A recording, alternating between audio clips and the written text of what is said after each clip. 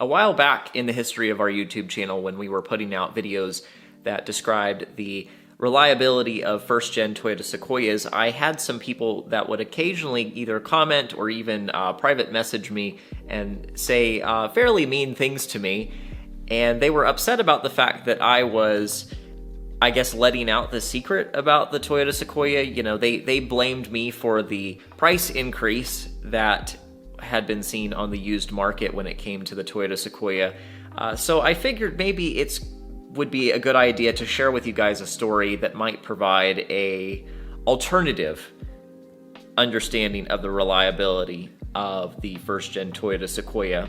If you have watched those videos on our channel in the past, then you'll know that our experience overall with our Toyota Sequoia in terms of its durability and longevity has been exceptionally good, especially for a vehicle that has over 255,000 miles on it now.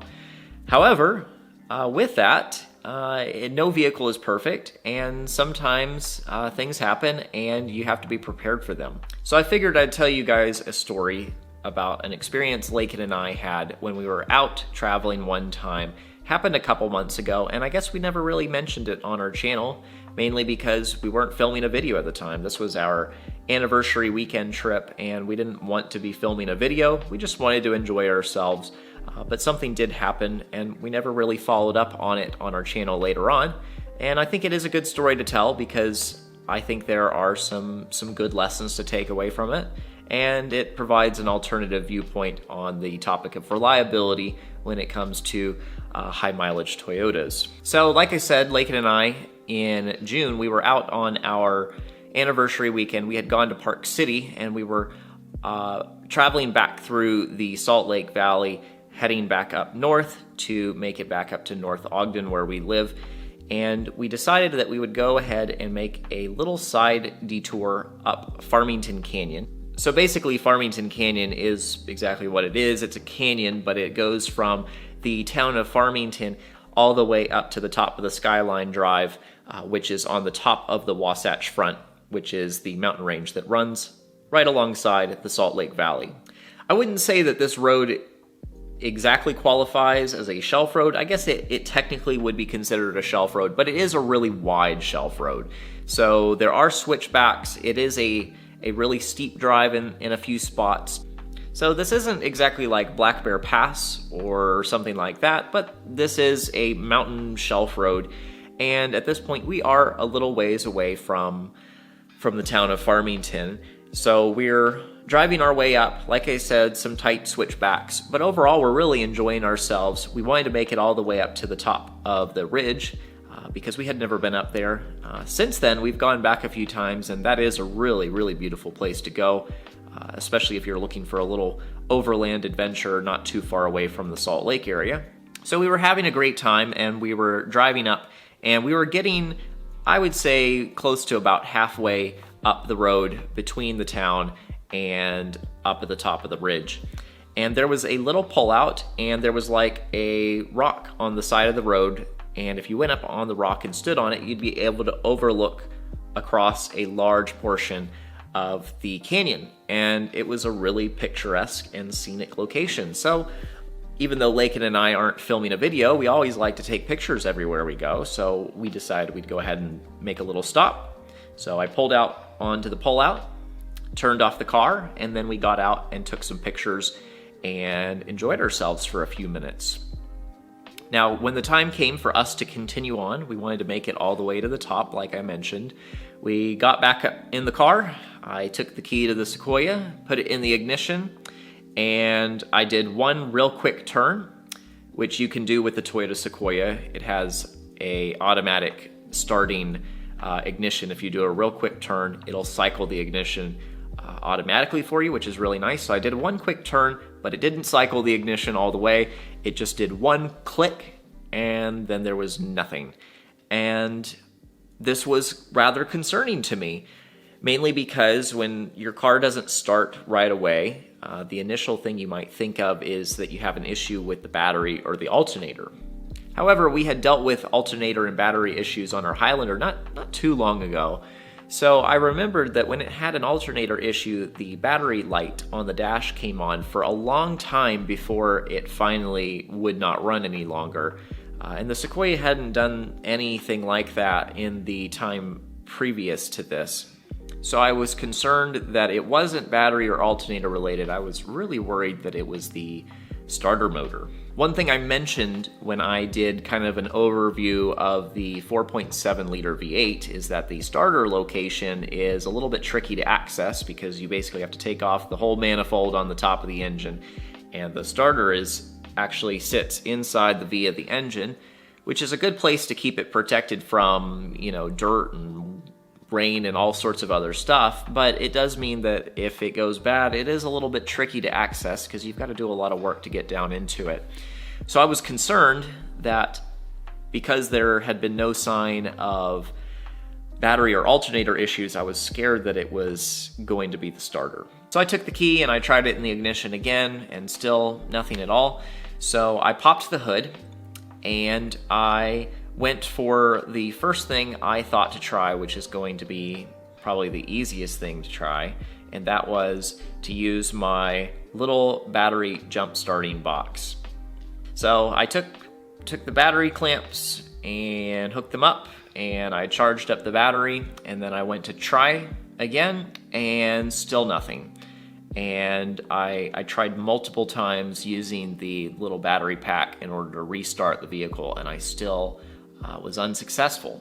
So now I'm starting to get really worried. This is starting to confirm in my mind that it's likely the starter motor, which is very bad. So I'm starting to craft together in my mind a plan to get back down, and that was going to be hopefully get enough power to the vehicle to put it into gear and hopefully roll it back down all the way into town without any engine power. The plan was to just get it in gear and roll it down, and I'm not sure if that's a great idea. There might be somebody out there that is gonna say, oh, that's gonna destroy your transmission or whatever. It was gonna be tricky because I was not gonna have power steering or power brakes. I was not excited about that.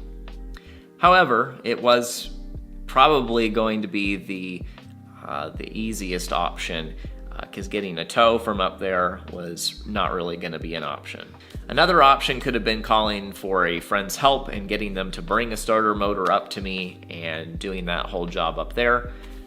But it was a little bit later in the afternoon, and it wasn't going to be too long before the sun was going to set, so I really didn't want to do that. Now, before I got any further along in this process of trying to figure out what to do, there was a car that came down the canyon road coming back downhill, and they offered to stop and help, which was very kind of them. And we were going to just try to jump start it in the event that there was something not working with my little battery pack. So we were about to try a jump start, but I just decided one more time I'm going to try the battery jump start box and just see if we get anywhere with that. And this time I readjusted the little battery clamps. I tried to get a better, a better place to attach them to the battery terminals, and try to get a more positive clamp on them with a better connection. And this time I started the little charging button on it, and I let it sit for a little bit longer than I had on the previous attempts, because I wanted to give it a second to maybe charge the battery for just a little bit of time. And this time, when I put the key in the ignition, it started right up. And boy, was I relieved that it did. And of course, in a moment like this, when you think there might be a problem and you do get the vehicle running, it really is just kind of a mad dash to get back in the car and just get down the hill and back to civilization as safely as possible. So we did just that, got back down into the town of Farmington, and everything was still running okay. So I decided to go ahead, hop on the I-15 and get back close to home as quickly as I could. And we did just that, and we decided to go ahead and stop at an auto parts store on the way back and have them do a battery and alternator test. Because at this point, it did jump start, so I figured that there was going to be an issue with the battery or the alternator, and I was very happy it was not the starter. So sure enough, they did a alternator test, and they found that the voltage regulator was going bad. And this was a little bit odd to me. I figured if there was going to be a charging issue where the voltage regulator wasn't inputting enough power back into the battery, I figured that that would show up in the form of a battery light on the dash. It, however, did not. And of course, I did some tests with a voltmeter to just kind of confirm what they had told me at the auto parts store, but I was pretty confident that they were correct. And with a voltage regulator being the issue, the easiest thing to do is just replace the whole alternator. So I did just that. I ordered a remanufactured alternator from Denso, and it was a pretty easy job to install it, as most alternators tend to be on a vehicle like that. And after that, we had no issues. So I tell this whole story in order to give you another perspective on high mileage Toyotas. Of course, our Toyota is high mileage, but it is in great shape, and when we go on longer trips in it, I don't ever really worry about it. Like, I have a lot of confidence in it. And of course, in the past, when I've made videos about the reliability of our Toyotas, I've basically sang their praises, and I still agree with that assessment of these vehicles. I still think that if you're going to buy a high mileage used vehicle, that these are some of the best ones to go with. However, they are still high mileage and used vehicles, so they're going to have issues. Things like the radiator, the alternator, starter motor, rotors and suspension parts, all of these things, they're going to see wear and tear over the years, and regardless of how well built your vehicle is, they're going to need to be replaced at some point in time. So yes, I would recommend that you pick up a used high mileage Toyota as long as you think it's been reasonably well taken care of, but do be prepared to do some maintenance along the way. It's going to be necessary. There's going to be a few things that go wrong, but that's a pretty small price to pay when you consider the fact that you could get a really, really excellent and reliable vehicle for less than $10,000. I mean, we bought our Toyota Sequoia for $4,500.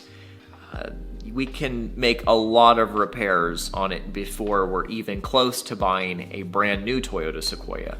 So overall, we're still really pleased. And another takeaway I think is really important to keep in mind if you're going to be going out into the backcountry, you're going to be doing some overlanding, exploring in remote locations. I think there's definitely a valuable lesson to be had here, and that is to be prepared for things. At some point, I'd love to go over all of the recovery gear and tools that we carry in our rig, but if for nothing else, I think everybody really needs to carry a few basic things, like a tow strap, maybe some traction boards, a shovel at bare minimum, and then a good little tool bag full of some basic tools. And of course, in this case, a tool I really, really recommend having is a little jump starter box. Yeah, we were in a place where somebody eventually did come back down the mountain and they had the ability to help us out with a jump start. But I thought about that if we were really way out somewhere, or if we were on a, like if we were at a campsite and we were way off of the main beaten path, it could take a really long time to hike out and get help and convince somebody to come help you jumpstart your vehicle. But if you've got that little, battery box, you're good to go. It's really easy to carry with you. It can double as, just a device to charge your phone. At least ours has like some little USB inputs on it. So if you need to charge your phone in an emergency, it's good for that. I think a lot of them have a flashlight on them. They're just a really, really good item to have that can get you out of a lot of trouble in the long run. They really are not that expensive. And I don't want you to think that I'm telling you all of this because we've got some brand that is doing like an affiliate deal with us. We don't. I've never had a company offer me one of these products. I just bought one a long time ago because I saw the value in it. And lo and behold, it has come to help me out a lot. Not only did that thing help us out on Farmington Canyon Road that day, but we also used it when we bought Lakin's Highlander. We used it a bunch because the battery was dead the second we got it. So we used it to drive around town a couple times before we were able to get a new battery in it. We have used it to help out other people that we've ran into. Occasionally you run into somebody with a dead battery, and it's really nice and convenient to just be able to hook that thing up, start it up, and get going. So yeah, I say all that to say we don't have a company that has given us one of these. We bought it with our own money, and it's been a great tool to have. However, I'm going to link one in the description that I really recommend, and that will be an affiliate link, so it does help us out a little bit in the long run, so feel free to use that if you don't have one of these products. If you don't, honestly, I would really recommend you go ahead and get one as soon as you possibly can. So anyway, I hope this video has been helpful and insightful to you. I hope that there was something you learned from it, or that you just enjoyed hearing the story about the one time that our Toyota Sequoia left us feeling a little bit helpless. But I do want to say once again that those moments have been very few and far between. We are still really, really pleased with our Toyota Sequoia, and we've got a lot more content coming in the future. We've got some really cool trips planned in the future, and we've got an upcoming video about some LED headlight bulbs for your Toyota Sequoia. So we've got some stuff planned, so I hope that you'll subscribe, like, comment, stick around, and we'll see you in the next one.